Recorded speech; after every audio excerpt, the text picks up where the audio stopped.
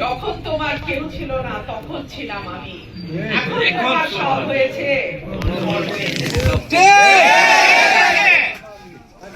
আমি কোন দলের বা কোন গোষ্ঠীর বা কোন স্বার্থান্বেষী মহলের আপন হওয়ার কোন দরকার নাই। আমি আমার মাটির মানুষের আপন। আমি কি আপনাদের আপন? আমি কি আপনাদের ঘরের সন্তান?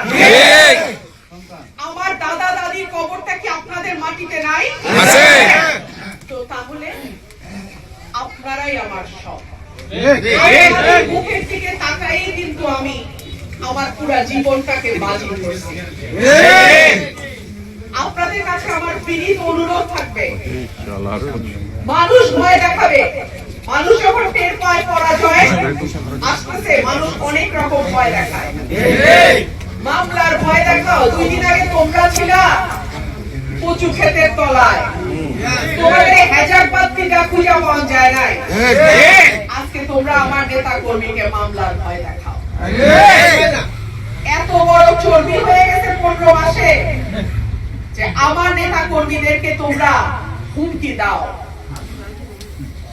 আমি কাউকে হুমকিও দেই না, ধমকও দেই না, তবে বিনীতভাবে বলবো, আমার একটা কর্মীর গায়েও যদি একটা পশমকেও ধরার সাহস করে, তার জবাব তাকে আমার কাছে দিয়ে যাইতে হবে।